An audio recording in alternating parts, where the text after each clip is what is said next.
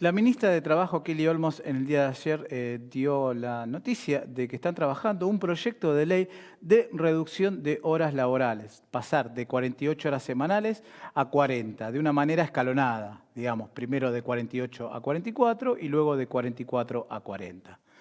En nuestro país, varios proyectos fueron presentados en su momento por parte del sindicalismo, de la izquierda, en el Congreso, y en varios lugares del mundo, en varios países del mundo, también está sucediendo esto de la reducción de la jornada laboral. Acá nomás, en Chile, ocurrió en abril o mayo por ahí, en donde se redujo de 45 a 40 horas la jornada laboral, pero con ciertos inconvenientes porque había una letra chica un poco engañosa ahí que no resultó muy beneficioso para los trabajadores y las trabajadoras. Pero para hablar de este tema es que tenemos afortunadamente la visita hoy de Joaquín Corti, él es integrante de Abogados en Cooperativa. Te agradecemos la presencia en el canal, que puedas contarnos un poquito todo este tema. Y bueno, para arrancar, queríamos preguntarte por qué sería beneficioso para la Argentina esta reducción de horas.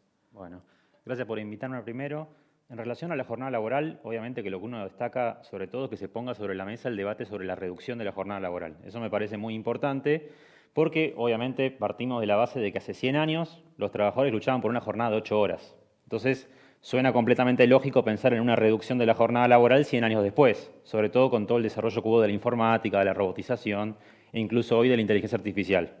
Eso por un lado. Así que es totalmente lógico que se discute una reducción de la jornada laboral. Por el momento son declaraciones, como decís vos, hubo varios proyectos en el Congreso que al día de hoy no se han tratado en la Cámara, en el recinto, así que no deja de ser una declaración de intenciones, pero que nos lleva a nosotros un poco a debatir, bueno, ¿cuál sería el beneficio de una reducción de la jornada?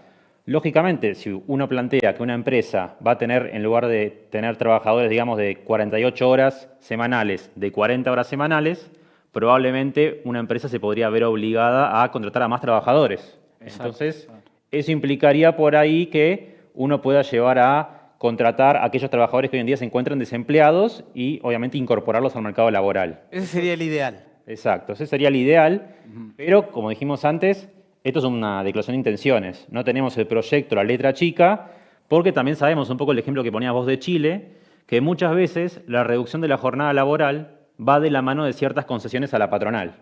Como por ejemplo, una flexibilidad en los turnos de trabajo, que los trabajadores tengan turnos diarios de más horas, algún tipo de concesión en relación a que la ley establece un máximo de jornada laboral, pero después delega en la negociación colectiva entre el sindicato y la empresa los términos en los que va a ser esa jornada reducida.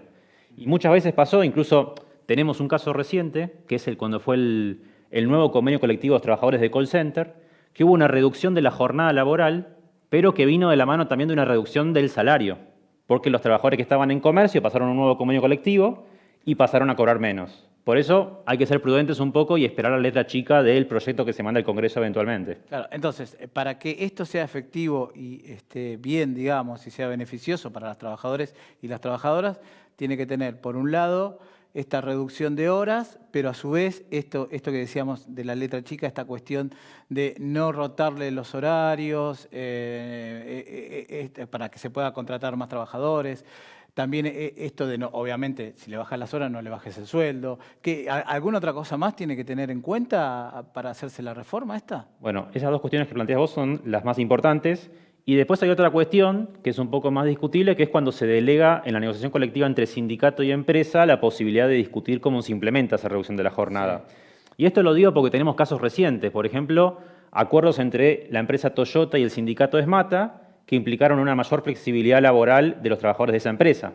Entonces, muchas veces cuando se delega la negociación colectiva, se terminan imponiendo condiciones peores para los trabajadores. ¿Cómo habría que hacerlo entonces? La ley debería ser tajante en ese sentido y, digamos, no hacer ningún tipo de concesión a la patronal para que haya una mayor flexibilidad horaria, por ejemplo, porque en el fondo son puntos que viene pidiendo la patronal hace tiempo, ¿no? El tema de la flexibilidad laboral, no hay que dejar que bajo ningún punto de vista entre dentro de lo que es este planteo de la reducción de la jornada. Tiene que ir de la mano de que se sostenga el salario y que las condiciones laborales se sigan sosteniendo en ese sentido. O sea, hay países, digamos, no sé, de Europa que llevan han reducido la jornada laboral y que lo están haciendo con estos argumentos, como decís vos, y funciona para los trabajadores. No es que ellos también están siendo no beneficiados con esta reducción laboral. Se puede implementar lo que estamos hablando, ¿no es cierto? Sí, sí, totalmente. Existe en estos países. Existe y efectivamente, como decías vos, una reducción de la jornada, por ejemplo, a 6 horas podría incluso pensarse, implicaría tener en lugar de un trabajador, 2 trabajadores por empresa. Claro,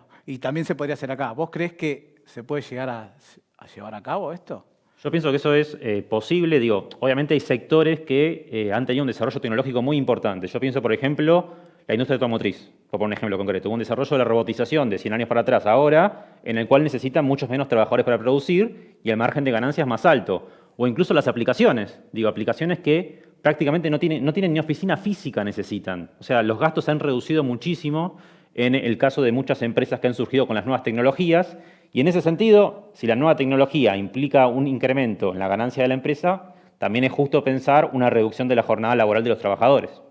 Claro, claro. Y tendría algo que ver esto, viste que a partir de la pandemia se empezó a instalar el trabajo fuera de la oficina, en la casa. Ahí también habría que regular algo porque es bastante complicado el tema, ¿no? Porque ¿cómo controlás ahí? O sea, no sé, habría que controlar supuestamente del lado de la empresa por producción, no sé cómo sería, pero también tendrían que trabajar menos horas quienes están trabajando fuera de la oficina, en la casa. Exacto. Lo que es el teletrabajo plantea ese problema que vos estás describiendo perfectamente, que es la cuestión del control. El trabajador termina haciendo por ahí más horas de las que hacía presencialmente. Se ahorra el tiempo de trabajo, por el tiempo de viaje por ahí de ir y venir del trabajo, pero termina trabajando más horas porque obviamente la patronal se abusa de esa condición de teletrabajo. E incluso va de la mano de un ahorro de la empresa, porque no tiene que pagar tantos servicios, tantos gastos del mantenimiento de un edificio físico. Y ese punto central es el control de la ley. Porque uno dice, bueno, implemento una reducción de la jornada. La ley laboral establece un montón de derechos laborales, pero la realidad es que hoy no se cumple. Vos tenés a casi la mitad de la gente en la informalidad. También está el punto del control del cumplimiento de esos derechos que uno le quiere dar al trabajador. Que eso también es lo que tenemos que poner sobre la mesa. Claro, claro.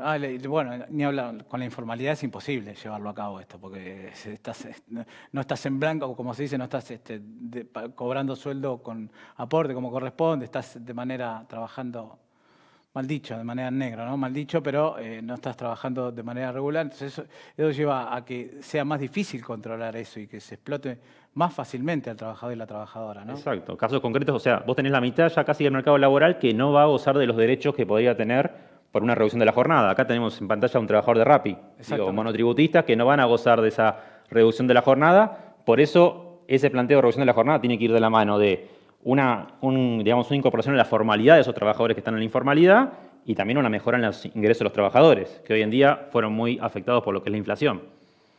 Decime, yo te quería hacer una pregunta que tiene que ver con, vamos a suponer de que está todo correcto y de que sale todo en los términos como estamos hablando. ¿En qué beneficiaría a la Argentina esta reducción de jornada laboral?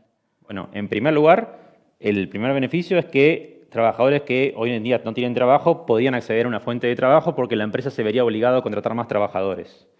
En segundo lugar, y me parece que no es una cuestión menor, hoy en día tenemos en boga mucho lo que es el pluriempleo. Digo, sectores, si querés, como enfermeros, docentes, van de un lugar a otro trabajando, trabajan todo el día. Y obviamente eso genera un desgaste, una pérdida del tiempo, digamos, de la vida cotidiana. Están prácticamente todo el día trabajando y no llegan incluso a un ingreso que les garantice la subsistencia mínima en condiciones de dignidad.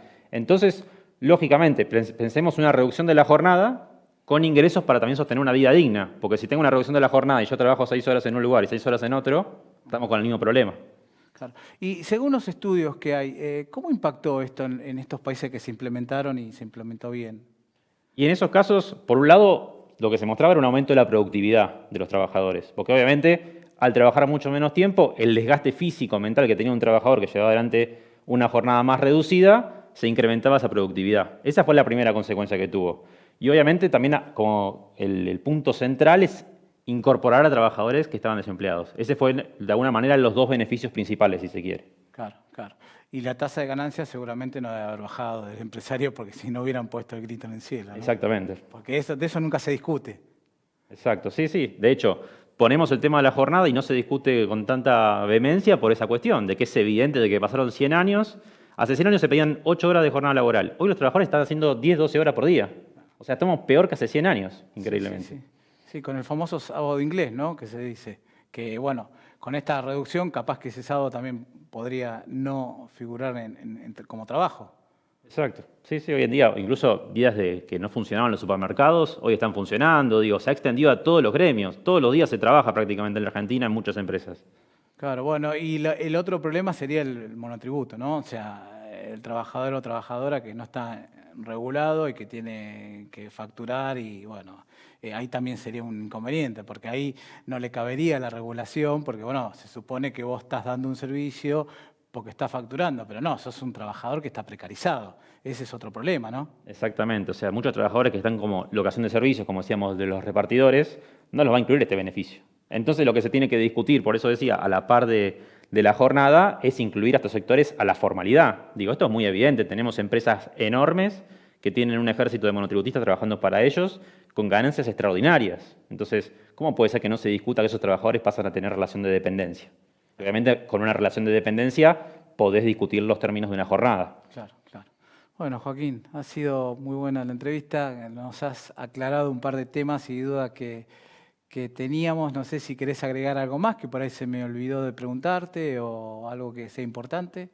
No, me parece que un poco los puntos centrales los tocamos, Bien. pero me parece que la cuestión acá central también, además de discutir la jornada, porque obviamente tener menos jornada con el mismo salario es un incremento del valor hora de trabajo de cada empleado en el país.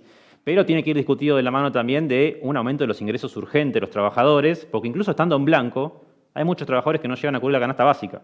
Entonces, tiene que ir de la mano también de discutir una recomposición de los ingresos de los trabajadores en general, en una reducción de la jornada.